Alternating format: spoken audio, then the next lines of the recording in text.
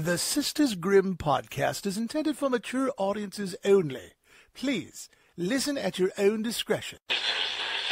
Tiptoe through the window. The blackest eyes, the devil's eyes. If it doesn't fit, you must acquit. The most notorious serial killer in the nation, the Night Stalker. The Boston Strangler. The Son of Sam. The infamous Zodiac Killer. What's your favorite scary movie?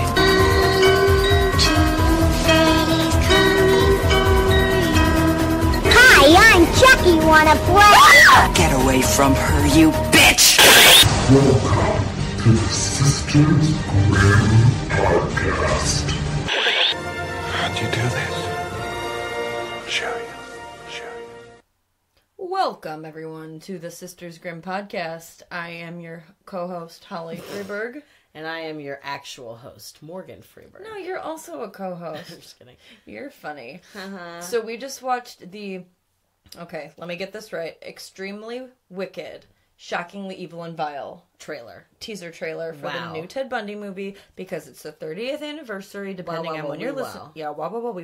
The new Netflix documentary is absolutely great. It has footage none of us have seen or heard of, and I've gotten the chills multiple times. And what you told me that I didn't know is that the same director is making both movies. Yeah, he's kind of doing a Zabrowski. No, not Zabrowski. Is that what that guy's last name was? Yeah. Yeah. He made No, that's not What Lies Within. Or like that one. He made that one movie. Oh, and yeah. then, The Good. I forget what it's called. Yeah. But they're Good both Place. about. Yeah.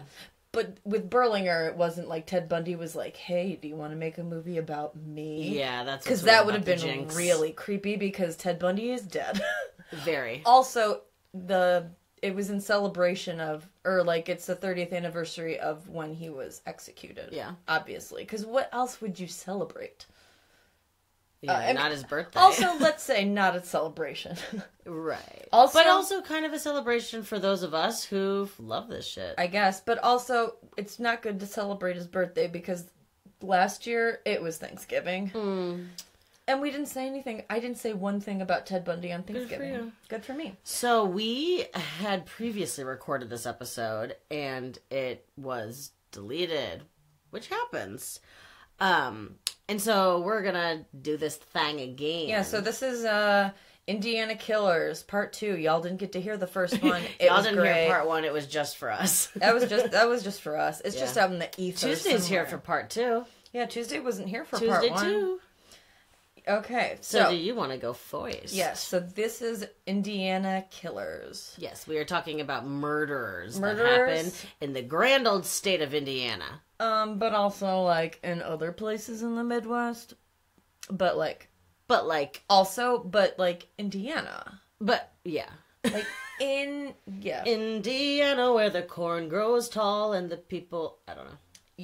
Were you trying to come up with, like, a version of Oklahoma, but Indiana? Not really, but sort of. Oh, there's more than corn in Indiana. There's Indiana Beach. And also killers. And dunes. Lots of sand dunes. Well, yeah, that's what the beaches are. I know. Alright, so I will start with my first killers. They were spree killers. And they were born in... Well, first off, there's two of them. One of them was Alton Coleman, and the second was Debra Brown. Alton was born in Waukegan, Illinois, and he lived with his 74-year-old grandmother. She was actually 73. And he dropped out of school when he was in junior high. As a teenager and like in his young adult life, he was charged with sex crimes 6 different times, spanning from 10 years. 2 of the cases were dropped. He pled guilty to 2 of the other cases that were lesser charges, and then he was acquitted for the other 2. He was scheduled to go on trial in Illinois for the rape of a 14-year-old girl, but instead he fled and went on a killing spree with his girlfriend, Debra Brown. Debra was one of 11 children, and due to a severe head trauma as a child, she was intellectually disabled and was diagnosed with dependent personality disorder, which is when you become incredibly anxious when you're by yourself. Right. In 1983, Debra was engaged to another man when she met Alton, but when she met him, she left her family, left her That's fiance. insane. Yeah, and Oh, moved. she was engaged. Yeah, she left I him. don't remember that from the last Just- time you told the story. Yeah, just completely left his ass. Damn. And went with Alton, and she had no history of violence and no criminal record, but she was a willing participant in the killing spree that took place in Indiana. But like we said, also in other parts of the Midwest. Alton and Debra spree started in Kenosha, Wisconsin. Kenosha. They killed 9-year-old Vernita Wheat. Alton had become really good friends with the girl's mother, Juanita, and on May 29th of 1984, so they were killing in the 80s, mid-80s, the couple abducted Vernita, so, like, they were all just hanging out, and so Juanita trusted them, and they were watching Vernita. Juanita and Vernita, I'm not gonna lie, like, very similar names. I like Vernita more. Yeah, it's cool. It's different. I've never heard that name before. I definitely know someone named Vernita. Oh, that's cool. Jealous. And then they literally kidnapped her and brought her all the way back to Waukegan. And then Vernita's decomposed body was discovered like 2 months later in an abandoned building that was only 4 blocks away from Alton's grandmother's apartment. And she had been raped, and the cause of death was ligature strangulation. In May of 1984, this also brings up something. I watched a movie recently called The Summer of 84, and it's all about how... Also, we're recording in our parents' house in our downstairs bathroom, so there may be some noise. Yeah, there's gonna be noises. I think there's someone taking a shower, or it's your computer. I don't know. Or the heat just got kicked on even though we turned it off. But either way, you guys, We're bear here with us. Yeah, it's like whatever. So anywho, this movie, great movie. It's a Shudder original, and it is called The Summer of 84, and it's kind of like, I would say Stranger Thingsy, but like with the serial killer. Like, it's very also like Disturbia, because it's about this kid, and he's like, no, our neighbor, like all these kids are missing. Our neighbor is a serial killer, and everyone, Damn. like, and he's like crying wolf. They think, and then you'll see what happens. You'll see. So, You know when a killer's getting messy when he's killing in his own neighborhood. yeah, that's like Stupid. poor planning. But when you watch the movie, you'll kind of see like why.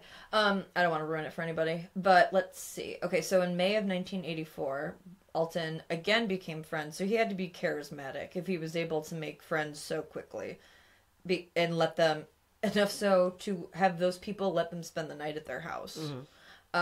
So Alton became friends with this man named Robert Carpenter, and he and Debra spent the night at their house, and then Alton asked if he could borrow Robert's car, but Alton and Debra never came back. Later that June, Alton and Debra were in Gary, Indiana. Which, just as a side note, for those of you who don't know or aren't super aware, Gary is a very dangerous area. It's dangerous. It's a lot of factories. There's not a lot there. Yeah, shout out to our Gary listeners, but Yeah. you all know where you live. It's just because it's so It's like we live in industrial. Chicago. We know it's not the best. Yeah, no, there's, people in the streets. What did he about it? So, like I said, they were in Gary, Indiana. They abducted 9-year-old Annie Turks and her niece, 7-year-old Tamika Turks. Both Alton and Debra sexually assaulted the girls and then just dumped their bodies. Annie thankfully lived, but Tamika died, and then her body was found, and it was very badly decomposed.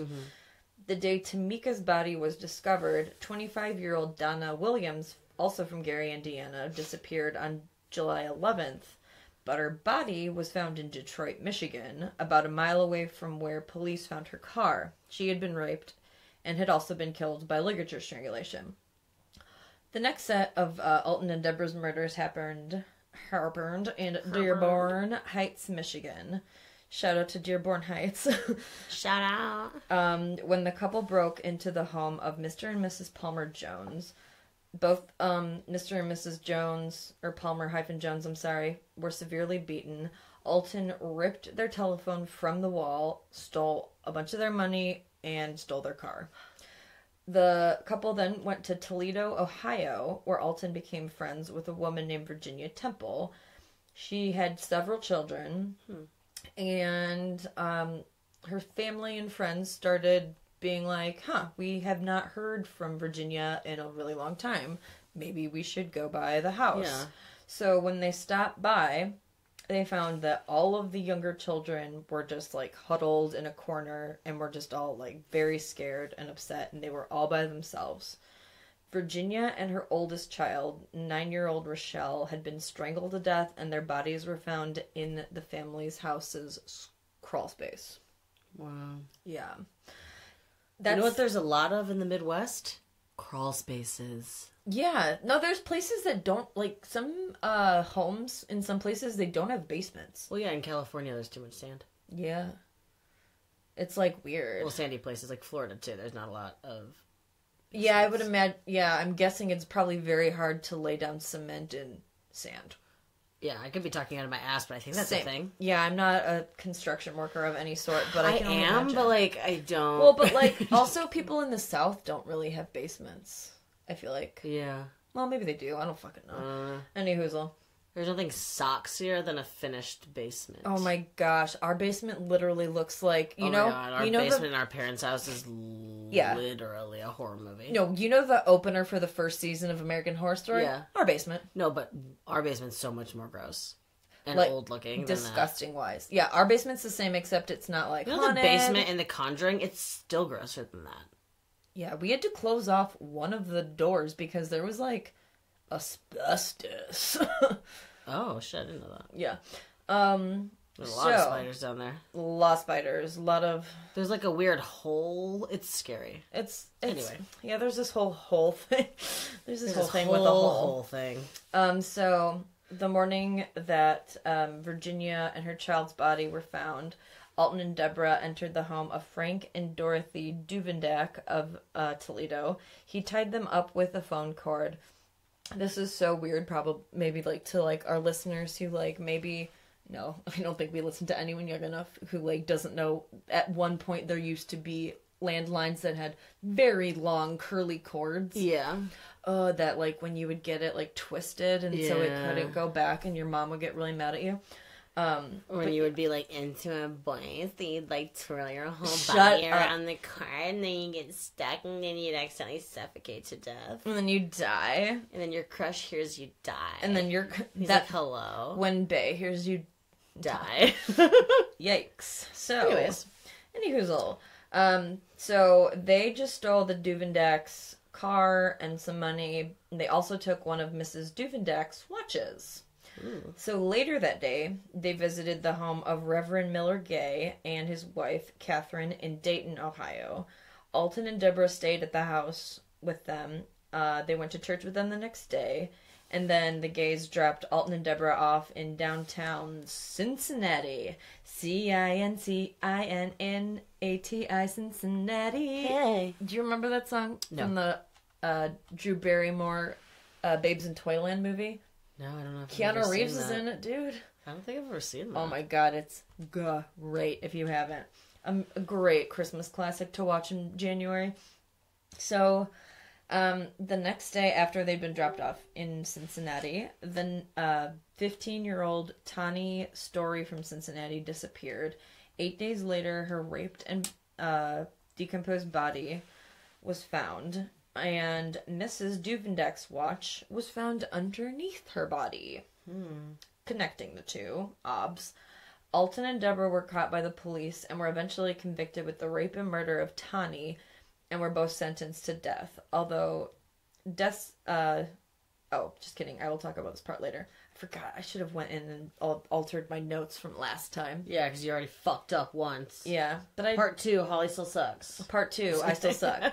So, at this point, Alton was added to the FBI's 10 most wanted list. Such a coveted spot. It's like being in, like, the E's top 10. Yeah. The next day, the couple rode their bikes. I highly doubt that they were their bikes. Mm-hmm. They're just like two little huffies that they stole from like two little girls. And they rode their bikes to Norwood, Ohio. Then they stole a car. from a couple named Harry and Marlene Walters, but not before beating Harry unconscious and raping and beating Marlene to death. Harry, who lived, later testified that that they came to their house and they asked about a camper that Harry was selling. He, invited the couple into the house, so obviously they didn't seem like a threat of any sort. Mm-hmm. And while they were talking, Alton picked up a wooden candlestick, and he was just kind of holding it in his hand for a while, and he was just kind of, looking at it. Random and awkward. I'd be like, hey, buddy, you want to put down my candlestick? Well, yeah, I mean, this stuck with Harry, and it was, a big, heavy wood stick, and Harry said he was just looking at it, and then out of nowhere, he just hit Harry in the back of the head. Damn. The blow broke the candlestick and drove a very large piece of Harry's skull into his brain. So Harry had some memory issues. So, he doesn't remember anything after that. At 3:45 a.m., the couple's daughter, Sherry, returned home from work, where she later found her parents' dead bodies, or her mother's dead body, rather. And her father was unconscious. Both of them had ligature marks around their throats and electrical cords tied around their feet. Her father's hands were handcuffed behind his back, and her mother's hands were bound behind her back, and her head was covered with a bloody sheet. The coroner said that Marlene had been bludgeoned on the head approximately 25 times. So aggressive. She had 12 serious lacerations, some of which were made by a pair of pliers. So Debra and Alton got into their toolbox. The back of her skull was crushed into such small pieces, and pieces of her brain, that they were completely missing. The entire room, hallway, and basement were splattered with bloods and shards of there were shards of a broken Coke pop bottle in the house, and it had Alton's fingerprints on it. And homeboy Alton had a criminal background. Hell yeah, he did. So he was in the register. Alton and Debra stole the couple's car, some jewelry, money, and their shoes, and then they left behind the bikes and the clothes they had been wearing. So when the cops got there, they're like, wait, what? Right. So this is weird, because they took shit and left shit. 2 days later, the Walters car was found abandoned in Kentucky, while they were in Kentucky, they abducted a professor named Oline Carmichael Jr. He was from Williamsburg, and they drove back to Dayton in Carmichael's car, with Carmichael locked in the trunk of his own car. They abandoned the car in Dayton, leaving Carmichael in the trunk. See, that's why I'm glad I have the kind of car where, the trunk is not, its own secluded area that I could be trapped in. I would be like, hi! No, yeah, and Jeeps don't really have boots, or, trunks, really. Trunks like it's that. Not, it's not a, secluded. It's just also part of your car. Yeah, which is better. Yeah, that is. Let's see where we were at. Oh, right. So thankfully the cops found the car and were able to rescue an, I'm guessing, horribly terrified Carmichael. Yeah. Can you imagine being trapped in a trunk? Yeah, how do you do that? So for this crime, Alton and Debra had committed a federal offense because they kidnapped someone and brought them over state lines. So that makes the they're already doing bad shit, but this obviously escalates never things. Good to commit murders in multiple states. No. So abandoning Carmichael, that is, the couple went back to the home of the gays, the Reverend and his wife that they had stayed with. But by this point, Alton was on fucking America's Most Wanted. I almost said him. Alton was on America's Next Top Model at this point. He was in the top 10. He was Tyra's favorite. It would have had to be in one of the more recent seasons because they only just now have dudes. Yeah, right. So, yeah, that was a funny turn. So anyways, so the couple, the Reverend and his wife, like, recognized them, and the Reverend was just like, you're doing all this stuff to people. Why have you never hurt us? And Alton was like, well, I'm not going to kill you. Even though we usually do kill people. You're fine. Which is like a really weird answer. Because they just left. They stole the gay's car again. So, presumably a different car at this point. And then they were on their way to Evanston, Illinois. Shout out to the E. Shout out to the east of Shout Chicago. out to the E. On July 20th, Alton and Debra were finally arrested in the E. And they were walking... Yeah, because they were walking across an intersection, and a man who had grown up with Alton noticed him and immediately, like, got off of the highway, went to a gas station, and called the cops and was like, holy fuck, I saw Alton. And the cops were like, holy fuck, we're, like, coming. And when they found Alton and Debra, they were just sitting in the bleachers of an empty park. Just sitting. That's really weird. Yeah. And also very cinematic. It is. That's very, like, the end of the fucking world. Yeah, that's kind of what it reminded me of a little bit, thinking about it, except these are, like, middle-aged, like, people. Older people. So the police approached them. The police were like, are you Alton? And he's like, no. And then Debra tried fleeing the park, but 2 police caught up with her, and they found a gun in her purse, which isn't good. They took Not something a normal person keeps in their purse. No, they took him to the Evanston PD, and they were obviously positively identified by their fingerprints. Alton... So she was also in the system. She must have been by that point, yes. Yeah. Alton was strip searched, and police found a steak knife hidden in his sock. They had been carrying a shopping bag full of shirts that the police had found, and they would stop every 3... Because they were, like... I mean, like, there was an APB out on them, right. And so, like, if someone saw them, they'd be like, okay, they look like this. So they carried... different colored t-shirts with them. Oh, yeah, and you hats. told me that. That's so fucking genius. Yeah, I mean, because... Like, just to, like, be, like, sporadically changing your clothes. Exactly, because when the guy who saw Alton was like, okay, like, for example, he's like, okay, he's wearing a blue shirt, she's wearing a red shirt, but when the cops saw them in the bleachers, they had changed. Yeah. So they were like, okay, I don't know if those are them. So that's, like, why they asked him that, I guess, but, I mean... They got him. Yeah. A week after the arrest, more than 50 law enforcement officials from Indiana, Illinois, Wisconsin, Michigan, Kentucky, and Ohio met to plan their strategy for prosecuting Alton and Debra because they had committed crimes within each state. 6 fucking states. Jesus Christ. Obviously, they all wanted the death penalty. So that ruled out Michigan, because at the time they were not employing capital punishment. And it was, Are they now? No. Like, most of the places don't anymore. Because, I mean, at this time, Illinois still did, and we don't know.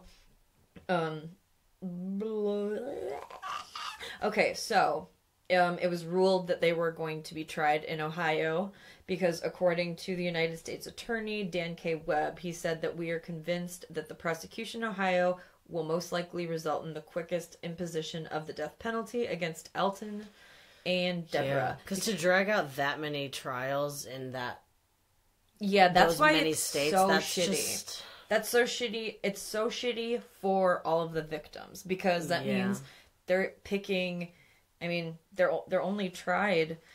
I mean, going back to fucking Ted Bundy, like, he wasn't even ever tried for all of the fucking shit he did in Seattle. At all. That's bullshit. So, anywhoozle. We mentioned this when we recorded it the first time, but, like, Ohio was, like, very quick at mainlining the death penalty. The death penalty process. Are they still death penalty? Do we know? Don't know off the tee of me. I'll look it up while you do that. Cute. So, the state of Ohio convicted Alton and Debra, finding them guilty of the rape and murder of Tawny Story in Cincinnati and Marlene Waters in Norwood. Not anymore. No more?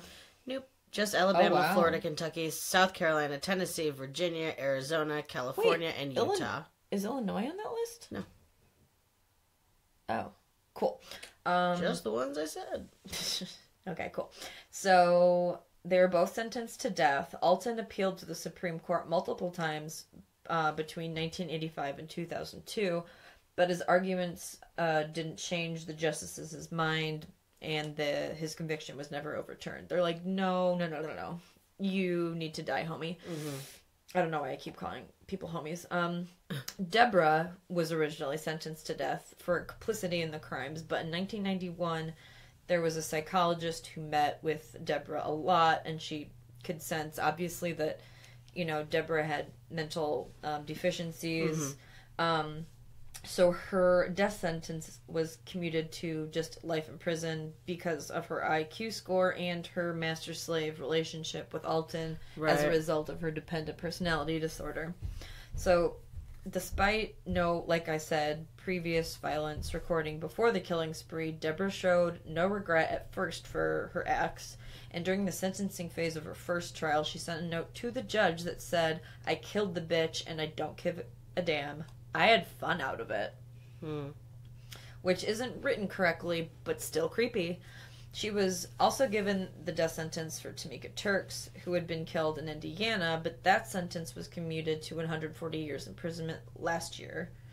In 2005, or 2005 if you're nasty, Debra finally showed signs of remorse and sent a video to the victims' families apologizing for what she'd done. And she's currently serving her sentence without the possibility of parole at the Dayton Correctional Institution in Dayton, Ohio. Back to Alton. There were so many victims and survivor of these crimes that they had committed that they were all allowed to witness the execution of Alton. So much so that prison officials had to set up a closed-circuit viewing venue outside of the building. Alton's last meal consisted of a well-done filet mignon smothered in mushrooms, fried chicken breasts, a salad with French dressing, sweet potato pie topped with whipped cream, French fries, collard greens, onion rings, cornbread, broccoli with melted cheese, biscuits and gravy, and a cherry Coke. While reciting Psalms 23... Hold on one second, I fucked up. So while reciting Psalms 23, Alton was executed by lethal injection in the death chamber of the Southern Ohio Correctional Facility in Lucasville, Ohio. In total, Alton received 4 death sentences, 2 from Ohio, 1 from Illinois, and 1 from Indiana, and he is the only person in the entire United States to have death sentences in 3 states. Wow. Yeah. So they were spree killers. Yep. They were spree killers. Because that took place over, literally, the summer of '84. People kill a lot more people in the summer. There's not as much to do. That's very true, and you don't really want to stay inside as much because it's not freezing dick cold like it is right now. It is literally a freezing cold dick freezing outside. Dick cold outside. Yeah, but if that you was don't... crazy. Yeah, cray. All right, so I guess we'll move on to my first murder from Indiana. And that is Carl Charlie Brandt. I just moved my notes You away from did. you, even though you've heard the story before. I know, I was going to do that. I still don't want you to read along with me. I don't. I totally understand. It's that feeling of having someone behind, I'm like, don't look at me. reading behind you, yeah. So Carl, otherwise known as Charlie Brandt, and by otherwise known as, I mean, a nickname. That people know what AK means. He was born February 23rd, 1957 in Fort Wayne, Indiana. He was born to, I think we discussed that this name is Ilse and Herbert Brandt, 2 German immigrants. We discussed amongst ourselves. We discussed last part 1. Charlie also had an older sister named Angela. The family moved frequently due to his father's different job changes, and he kept getting promotions, which is great. Charlie was regarded as a good student, but he was really shy, and he kind of had a hard time meeting new people and making friends. Yeah, especially moving a lot. I mean, that's hard. That is true. That is true. Especially if you're awkward. Yeah, especially if you have, probably something normal personality disorder. Yeah. Antisocial. It's also important for me to note that Charlie's family were really big into hunting. Okay. Indiana. Ding, Hunting. ding, ding. They hunted a lot? They were hunters. So he knew how to clean a deer. Correct. On the night of January... He knew how to break down a deer. He knew how to decompose a deer? No. No, he knew how to break it down. Break it down, flip it around, make it yummy. Deer are gamey. On the night of January 3rd, 1971, Brandt was 13 years old at the time. He walked into his parents' bathroom where his father was shaving at the sink and his mother was in the bathtub. And at this point, she was actually 8 months pregnant. Oh. And he shot them both point blank, which just means like boom, boom, right? Like shot. Yeah, point blank just means like straight, like kill shots. Yeah, he wasn't like... Yeah, he was like... Brah, brah. He just right, like boom, boom. Cool. Okay, cool. Yeah, let's not just make gun noises. I get it, Morgan. After that, he went to his sister Angela's room and he went to fire his gun at her, but this time it didn't go off. Whether there was I don't know if like the gun backfired or that's a car. I don't know. Yeah. But guns don't needless to say, backfire. Angela fought this motherfucker off and ran away. She kind of like coaxed him into like being like, okay, it's okay, you're okay. And then at the very last second, she's like, boom! Yeah, ran to a neighbor's, called the cops. Apparently, he also ran to a different neighbor's house, and he admitted to the whole thing. Yeah. Herbert, so he had, like, a mental issue. Yeah. Herbert survived the gunshot, and later identified his son as the murderer. Aw, Grease. Because he was only 13 at the time of the crime, he was not charged with murder. He instead was ordered to undergo 3 different psychiatric evaluations. On all 3 different occasions, specialists were unable to diagnose him with any reason that he would have committed these crimes. Well, really, he only killed his mom, but trying to kill his entire family. Like, that was what he was doing. Yeah. He just wasn't successful. No. Fully. He did kill his future brother or sister and mom, though. They probably knew if it was a boy or girl. I don't know. That wasn't in the stuff. The family had no recollection of a time where they had seen him act in any sort of like anger, and they all said that he really loved his mom a lot, and like they didn't understand why this would have happened. Tendencies. Charlie was not showing any signs of mental illness at all, and so he was released back to his family, to his dad who he shot, and his sister who he was gonna kill. Well, he must have forgiven him. I mean, if it's so, I don't know. I wouldn't know because I haven't been through the sitch. I can't imagine, like, I don't know if I would. Because, I mean, like, think, because, like... don't have kids, so I don't know, but, like... Well, let's... I mean, we don't want to... Let's not all go there. No, let's not do that, actually. Let's not do that. Let's not pick it apart and think of what we would do if we actually lost a loved one and then had to go through all that rigmarole. It's not cool. So the family ended up keeping this whole thing a secret, and they never really spoke about it. Even to Charlie's younger sister, his father just told them that their mother died in a car accident. So I don't know if the younger sister was the one who she was pregnant with when she died. I think maybe it was a new one that he had with his new wife. Yeah, that's kind of what I was thinking. I think they were half siblings. Yeah. The family relocated to Florida, and when Charlie grew up, he got a degree in electronics. He became a radar specialist, and he also married a woman named Terry, and they settled in the Florida Keys in 1989. They had been married about 15 years. Last time we were talking about this, as soon as I said Florida Keys, you said the real world. I did start talking about the real world. Which is ironic, because this is the same year that the real world was actually filming at the Florida Keys when that huge Hurricane Ivan hit, which was 2004 in like September. I also thought of it. I forgot that I had thought of it before, but I rethought of it now. And now you're like, oh my god, Johnny Bananas. Exactly. So the couple had been married 15 years at this point, Terry and Carl, or Charlie. And at this time, Terry's niece was basically offering them a place to stay because they were evacuated from their home. Mm-hmm. And her name was Michelle Lynn Jones. Like I said, she offered them a place to stay. She lived in Orlando, which is basically in the middle of Florida. It's like an hour away from any beach, so it's pretty far from the ocean, which is good. Michelle and Terry were more like best friends than a normal aunt, and like niece kind of relationship, because they were actually a lot closer in age. I think they were only like maybe 7 years apart or something like that. Okay. Yeah. Things got weird one night when one of Michelle's friends who had plans to go over to Michelle's got a call from Michelle basically saying, hey, I don't think it's a good idea if you come here tonight. My aunt and her husband, they're fighting a lot and they've been drinking. Oh, crap. Yeah, and that's kind of scary. I'd be like, okay, well, do you want to, like, come over? Like, okay. Yeah, do you want me to help you? Yeah. So after that phone call, no one was able to get a hold of Michelle again. Same. Friends kept calling and trying to get a hold of Michelle with no luck. On September 5th, Debbie Knight, which is one of Michelle's friends, went to her home and began knocking on the front door. No one answered, so she decided to go around to the garage. So she, I guess, got in the garage door, and in there she found the decomposed, hanging body of Charlie Brandt. Ew, so he'd been there a while. He had been there... I don't know exactly the timeline. So September 15th is when Debbie went in there. Mm-hmm. The night that happened... it doesn't say exactly the night, but it was sometime in September. Yeah. Probably a week or so after... I don't know. If they had an Indigenous person summer. Yeah, so he had hanged himself. When the police arrived, they found Terry's body. She was reclining on the couch, and she had been stabbed multiple times in the chest.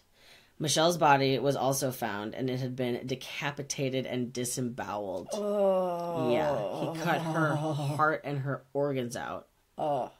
Like, individually, Well, I mean, yeah, they're not, like, the same thing, you know what I mean? Right, so he was like... So he, like, cuts the heart out, pancreas and then he, like, over cuts here. the Do you think lungs out. Yeah. Oh, boy. Have you seen that picture of the guy who coughed up his, like... You know, the I don't know if they're bones, but it's like the stuff that's in your lungs and it looks like branches. So they're called like lungs. I don't know. He coughed it up. Shut up, brother. And then he like obviously bled to death and died. Yeah, Are you Googling a picture of it? Because it's kind of beautiful. I'm pretty sure they're called bronchial tubes. Bronchial branch. Yeah, I know what those are, bitch. I knew. Type in like guy coughs up bronchial branch. Meh. Look it up, you guys. It's the bronchial tubes. So speaking of, us being interested in the human anatomy, upon pictures, later, they're these bad boys. Those things. Upon later investigation, oh my god, he coughed them up. Google the picture. I will later.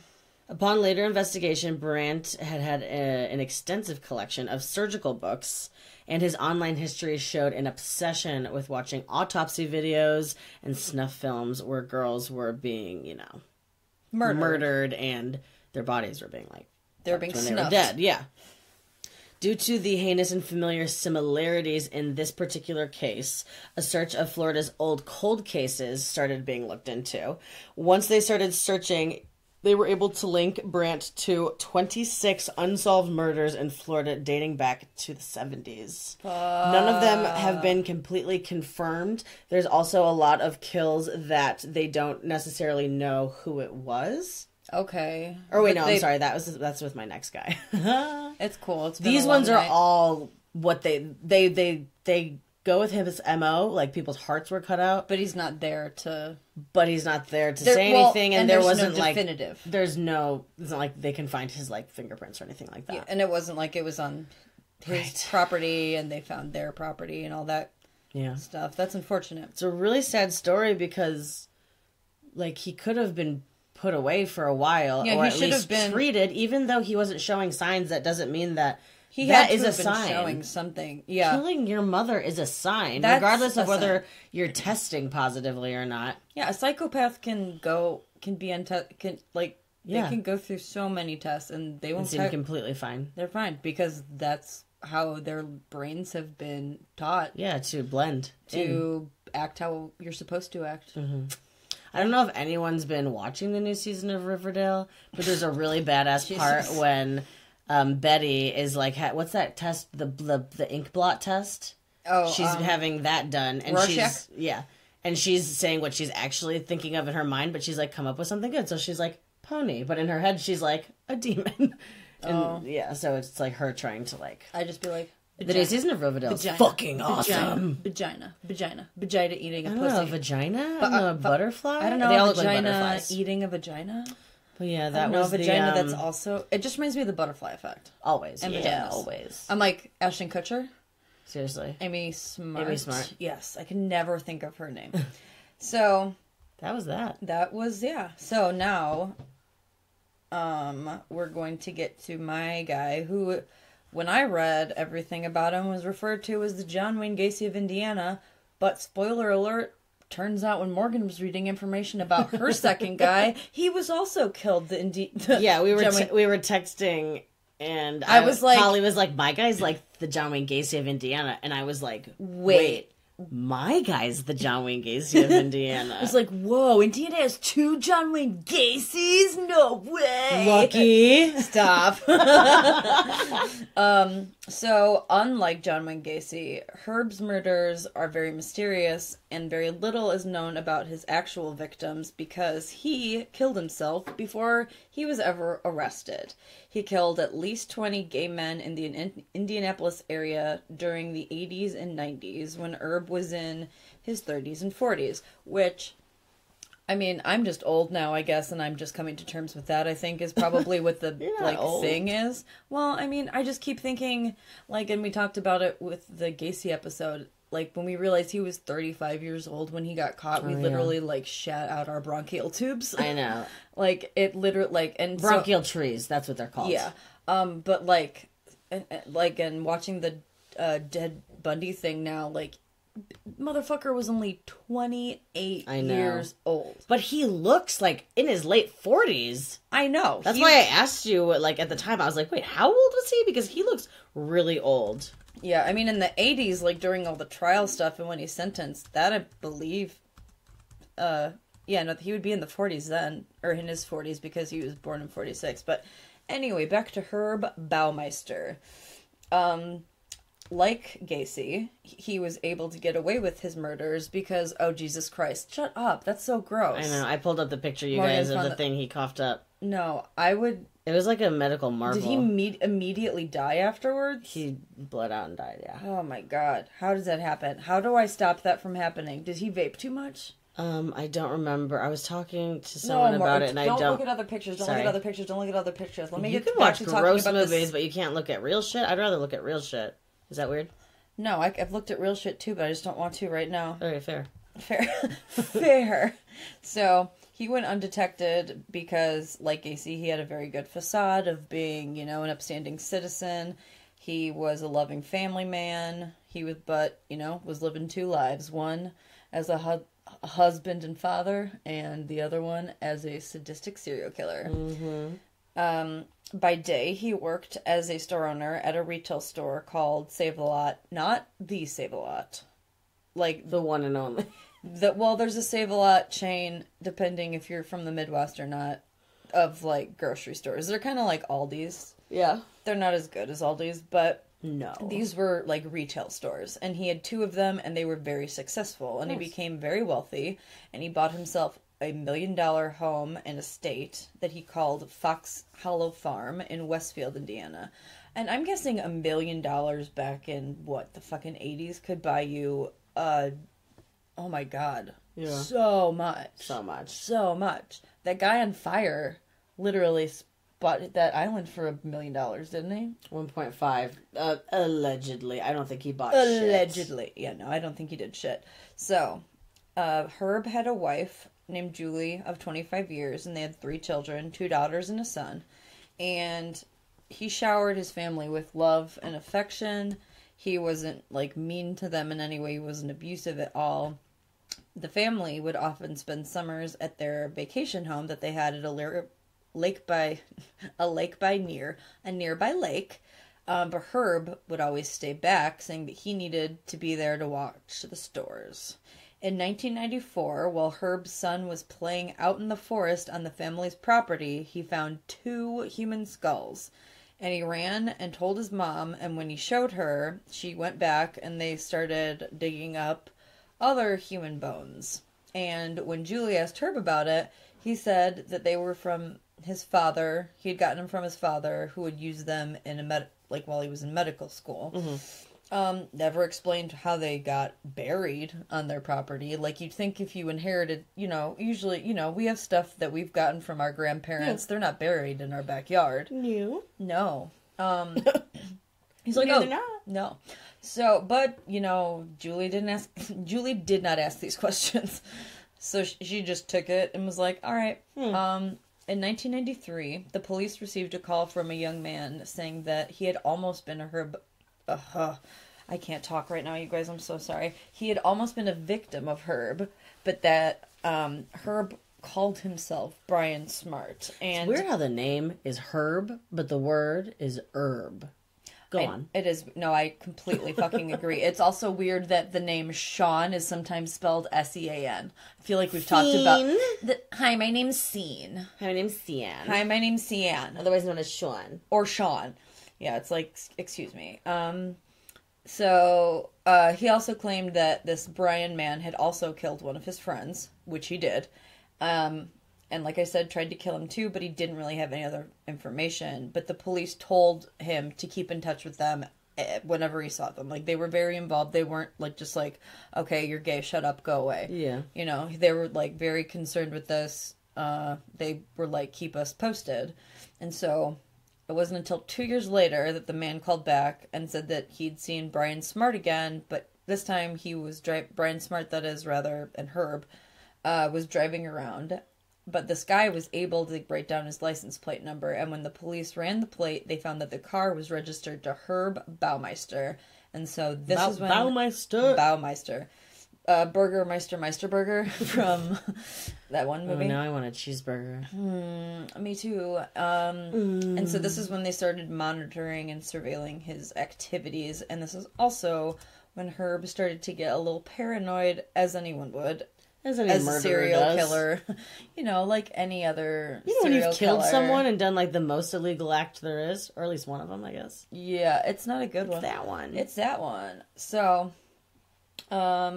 Herb's business in the 90s started not doing so well, and the police were closing in on him as a possible suspect for all these disappearances.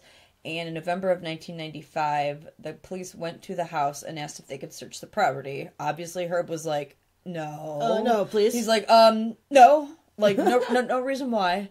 No. He's like, I have to go with this shovel on a completely unrelated subject. This bag of lye. Yeah, oh god. Does lye come in bags? I don't know. I don't know, and I don't think you should. Basin of lye. Don't Google it. Yeah, you don't need that on your search history. Keep that shit out of your search history, y'all. Yeah, go on incognito or something. So the detectives didn't have enough evidence for Herb, so they could not obtain a search warrant. However, they did drive to Julie's work, and they told her about her, they were trying to kind of use her as a pawn against him because they told her all about his sexual proclivities. Because assuming that she didn't know about his gay activity. And they also told her that many of the men in this Indianapolis area were missing, and that they believed that Herb had something to do with it.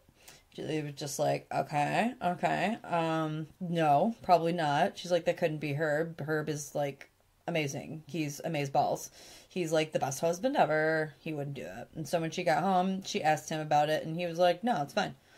And she just, again, believed him. But Herb was starting to freak out more and more as the police were intermittently coming to the house and asking him questions. Because the police can legally come to your house and talk to you. Oh, yeah. Regardless of whether you talk to them or not is up to you. They just can't go in. No, they just can't come in looking around. And if you say no, then they have to go. But they also are like, But then they're also like, huh. So that obviously stressed him out because, they were probably just coming and asking him about the murders, but they were also probably kind of trying to, smoke him out? That's probably offensive to say nowadays. I don't know. But, so like I said, Herb was freaking out, he started lashing out more, and Julie was like, enough is enough, and she filed for a divorce. But also by this point, Julie started putting pieces together and was like, okay, Herb is full of shit. And so before the divorce was finalized, while Julie still had access to the property, she called the police one weekend when Herb was staying at the nearby lake house and told them that they could come and search the entire property as much as they wanted. Yup. That's what a bad bitch does, y'all. That's what a great woman does.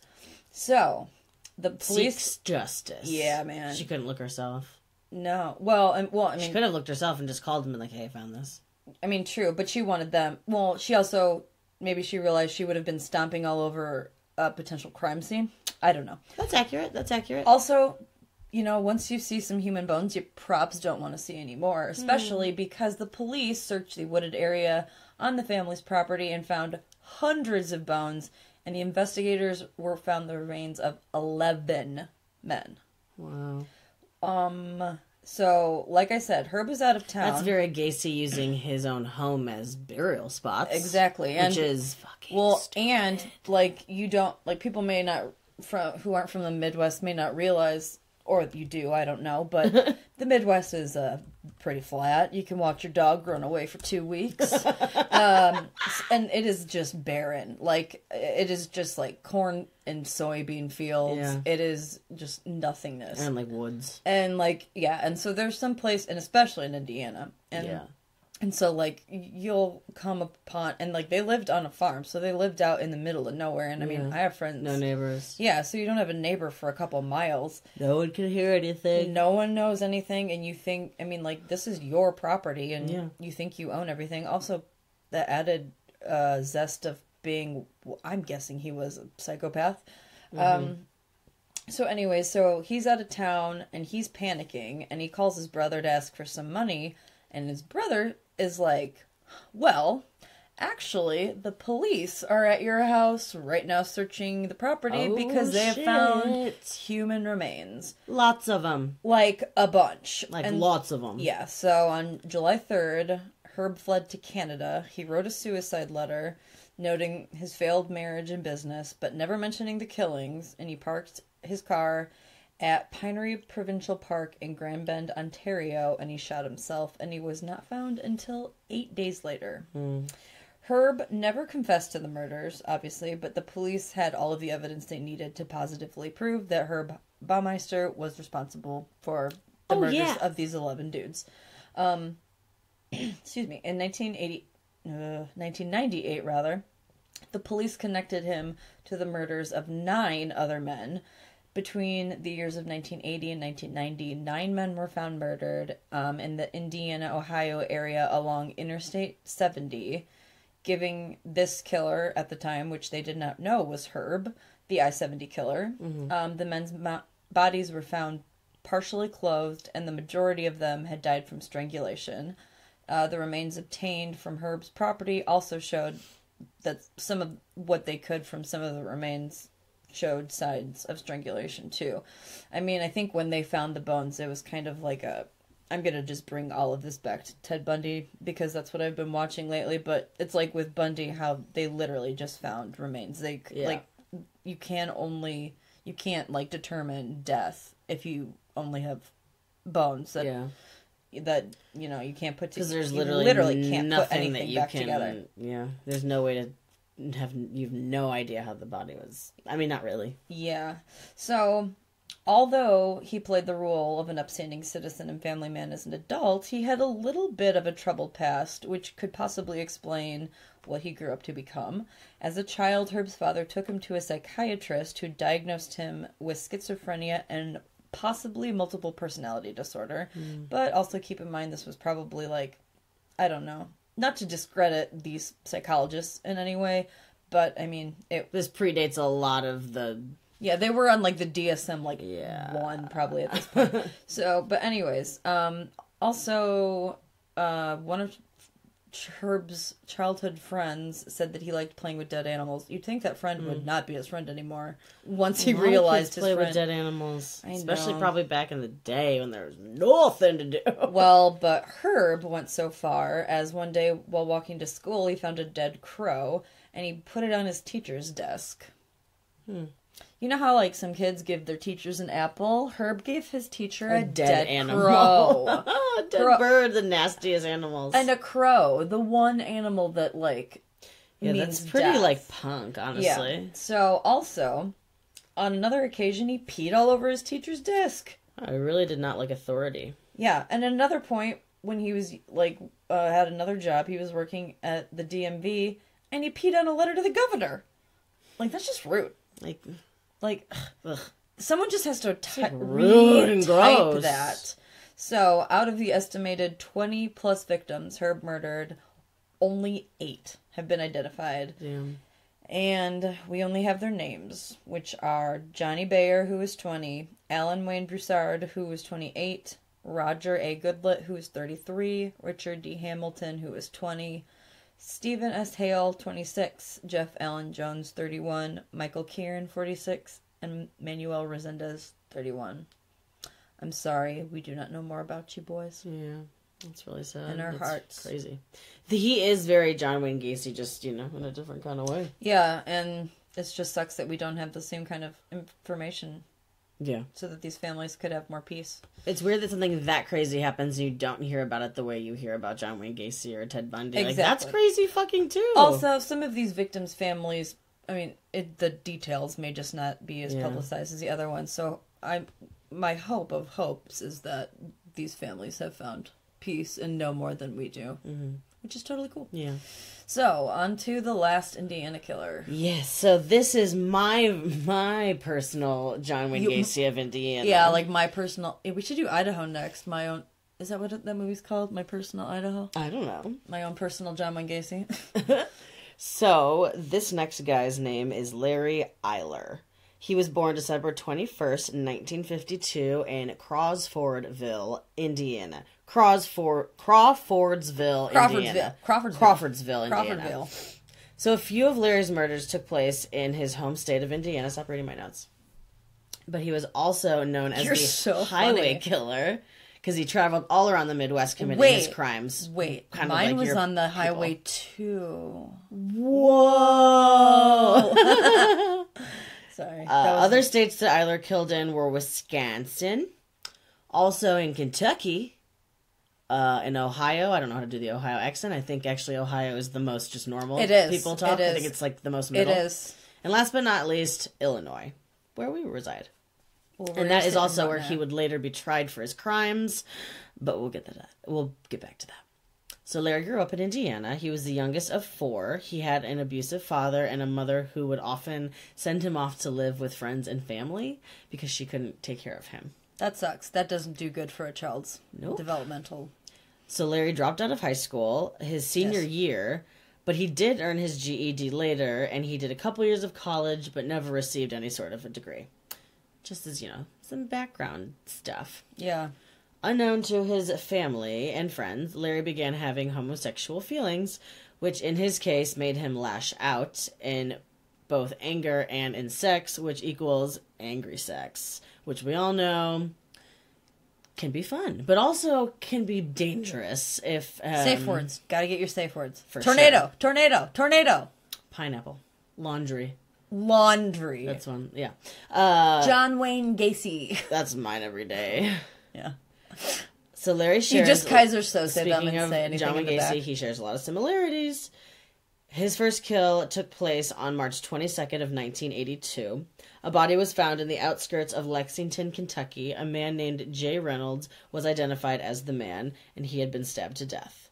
9 months later, the second kill would come on October 3rd. A 14-year-old boy named Delvoyd Baker went missing, and his body was found on the side of the road in Indianapolis.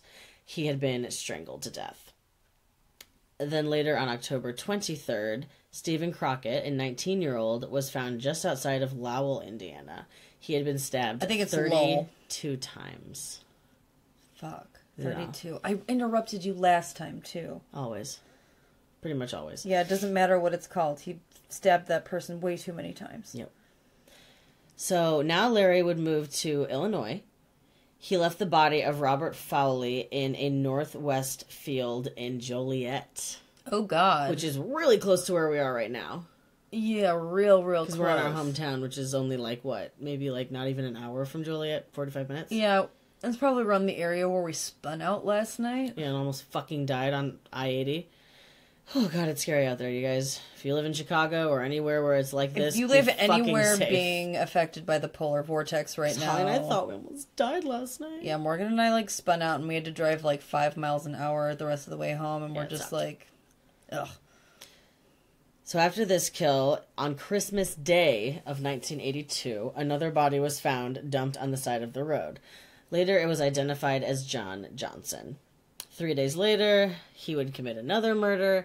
This one is very similar to John Wayne Gacy's MO because he had a double murder, which we know Gacy would so romantically refer to as doubles nights. Yeah. Both bodies of the boys, whose names were Stephen Agin and John Roach, were discarded in Indiana. So this is a very classic case of police not working with different police departments. Again, circling back to fucking and Ted so Bundy. everything seemed like a one-off. Nothing seemed like they weren't like finding that all like the same kind of MOs were happening. Like, yeah, they these weren't young seeing any kind of boys pattern were being because strangled and stabbed to death on the highway. they were all like isolated incidences. And they were like thousands of miles apart, or like hundreds of miles apart, all of the kills. But, so unfortunately, most of the police that were investigating were unable to make any sort of a, headway. I don't get that. Bravado. But Lowell police weren't able to match the dots when they spoke to Craig Townsend. He was actually a survivor of Larry's around November of 82, so before all the Christmas stuff, for all of those kills. Craig had escaped out of Larry's, Dungeon of terror. wherever. But when he was questioned at the hospital where he was being treated, he literally escaped the hospital, so he wouldn't have to talk to police. Oh. Yeah, so he was scared. Yeah. Well, probably didn't want Or to had come back something and get going him. on. Who knows? Yeah, who knows? Maybe he had like a dime bag. Yeah. So I don't want to go through every single murder. There were a lot. They mostly all occurred throughout Illinois and Indiana, mostly stabbed and strangled to death. One body was found disemboweled. That's really messed up. On August 31st of 1983, Ralph Kelsey was Larry's 13th kill. Kelsey's body was found near Lake Forest, Illinois. Oh, God. He had only been dead about 10 hours before the police found him. He had been bound with clothesline and surgical tape, and he was stabbed 17 times. Oh. Kelsey's pants had also been down around his ankles when the body was found. Then a month later, an Indiana patrol officer who was just, driving up and down the highway, investigated a pickup truck that was parked along I-65. He saw two men near the vehicle, and one of them appeared to be bound. The officer identified Larry Eyler as the owner of the truck, and after examination, found nylon clothesline, surgical tape, and a hunting knife in his car. The hunting knife had blood on it that matched that of Ralph Kelsey's on it. Forensic experts later noted that both the tire tracks from Larry's truck and the imprints from Larry's shoes also matched the scene of Ralph's murder. Oh, God. Ralph Kelsey's murder. During this investigation, Larry was still murdering because he wasn't actually arrested. A lot of the bodies have gone undiscovered even to this day. On October 4th, 1983, 14-year-old Derek Hassan was found dismembered. He was near Kenosha, Wisconsin. 11 days later, a young John Doe, again, like I said, some people they don't know who they were. Mm-hmm. This body was discovered near Rensselaer, Indiana. Okay. I'll look it up. Yeah. Rensselaer. Oh. I mean, you can keep talking. Yeah, sorry. I looked up Lowell. Oh, it's really close to Lowell. It's currently 18 degrees there. The next couple murders was another John Doe, also a young boy named Richard Wayne, and an unidentified male were found together. So probably another doubles night situation, and that was found outside of Indianapolis. They were found, outside of Indianapolis. Police were able to track down Craig Townsend, who was the one survivor who had ran away from the hospital. Okay. And they had him identify Larry as his attacker. Another survivor also spoke out against Larry, saying similar things happened to him where he had been attacked, tied up, and then he was left for dead. But the detectives wanted to get him for homicide, not for kidnapping. So they continued with their efforts. In 1984, Larry actually filed a civil lawsuit against the Lake County Sheriff's Office, where he claimed the officers there were using psychological warfare against him to make him lose his mind. Yeah, Lake County doesn't have a great history of their Lake County doesn't. It's kind of like Chicago, just corruptness. Well, in this case, pretty sure he did it. Yeah. And that's just what I truly believe, because we'll keep going. Mm-hmm. So he made a claim for $500,000. It was denied.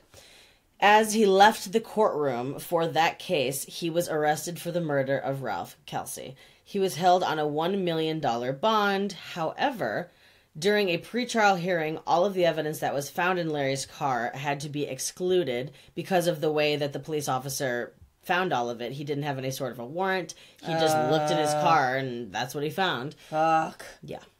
However, Eyler made a huge mistake, and in August of 1984, he killed a young 15-year-old boy named Daniel Bridges. Daniel Bridges was one of 15 siblings, and he lived in the same neighborhood as Larry. So, like I said, they're getting sloppy when they're killing people around them. In their own place, yeah. And that's also, like, their families knew each other. Oh, yeah. Crap. Bridges accepted a ride from Larry and was never heard from his family again. He was tied to a chair and was beaten and raped until Larry killed him, and his body was dismembered. He stuffed it in a dumpster in Rogers Park, which is a neighborhood just a little bit north of Holly. Yeah. Oh my God. You forget that part? Yeah, and it gave me the chills again. Yeah. So Larry had been spotted, actually, by people living in the neighborhood dumping 8 garbage bags, which were Daniel's remains. Eyler was charged in October of 1986, and he was sentenced to death by lethal injection, and he was sentenced in Illinois. Ooh, so he was killed at Stateville. Well, while waiting for his execution, Larry actually appealed his case with the help of none other than Kathleen Zellner. As we know, Kathleen Zellner now is really infamous for getting people... Yeah, Stephen Avery, Ryan She's working with Ferguson. Stephen Avery right now. She worked with Ryan Ferguson, who we did an episode about. She's all about wrongful convictions. Mm-hmm. However, at this time, we're all totally positive that this guy did it. Mm-hmm. However, what he was trying to do basically was give information to get him off the death penalty. Mm-hmm. He wasn't trying to get out of jail. He was just trying to get life in prison instead. So the appeal stated that one of Larry's trial lawyers, David Shipper, had a conflict of interest and had received almost $17,000 from a prosecution witness. This prosecution witness's name was Robert David Little. Larry claimed that Robert David Little had not only been there during many of the kills, but had also aided him in killing many of the young boys as well. He also claimed that he would take photos and was just really into all of it, apparently. Wow. Robert David Little was the chairman of the Department of the Library of Science at Indiana State University. Based on his confession, Eyler received a 60-year prison sentence, and Little was arrested on murder charges. The case went to trial at Terre Haute, and in the absence of physical evidence, Terre Haute, but in the absence of physical evidence to support Eyler's statement, Little was acquitted of all charges. On April 17th, 1991, back in Illinois, Eyler offered to clear up 20 murders in exchange for commutation. A commuted sentence. Yeah. Of his sentence to life imprisonment, but state authorities refused this. Mm-hmm. So because he didn't get tried, he got put back on death row. Okay. However, Larry died March 6th of 1994, not by lethal injection, but from complications from AIDS. Oh. He had contracted AIDS during his many kills. Zellner, after Larry's death, released the list of the 20 victims that Larry had told her about after he was dead. So once he was dead, she was allowed to talk about it. Yes. And so we know that he did it because he literally confessed to her. Yeah, and so I found this. Like you were saying, she told the families after she finally could. Because she was trying to get the conviction reversed for attorney misconduct. Mm-hmm. So she revealed all the gruesome details to the victims, saying that I just want them to know because he did tell me this, and I hope that this can bring you some peace of mind. Yeah. She said that it was really, really hard for her to keep this secret this whole time, and she said she had these victims' families pleading with her to tell them what happened, after Eyler, she vowed only to defend the innocent. Oh my god, that's crazy that this is the case. This is literally the case that made her decide to only help innocent people. And we didn't know that the first time we crazy. I just recorded got this full podcast. body goosebumps. Yeah, I'm very chilly. Maybe it's because it's like -12 out, but damn. No, yeah, because the last time we... Probably because she had to hear all the fucked up shit he did. And that's so crazy, because the first time we recorded this podcast, we were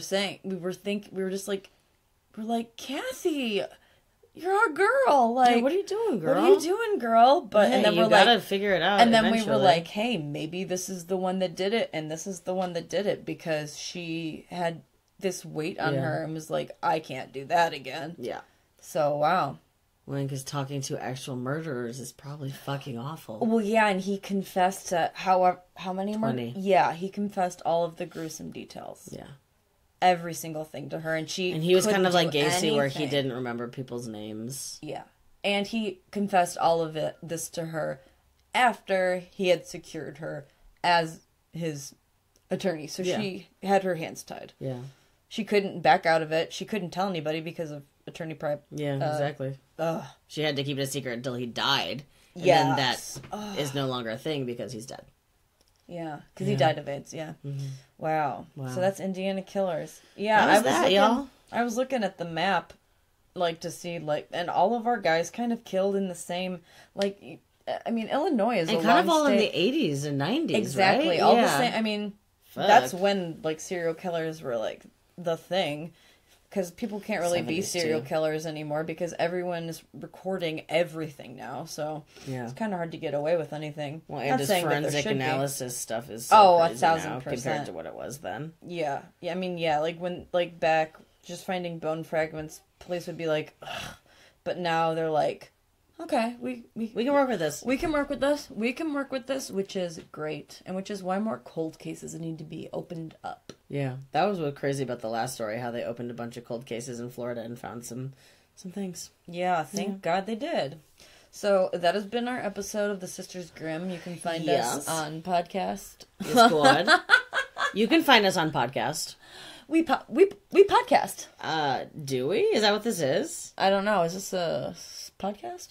I thought we were just making cookies. Oh, I thought we were baking chocolate chippies the whole time. So yeah, no, on Facebook, we are facebook.com/The Sisters Grimm Podcast.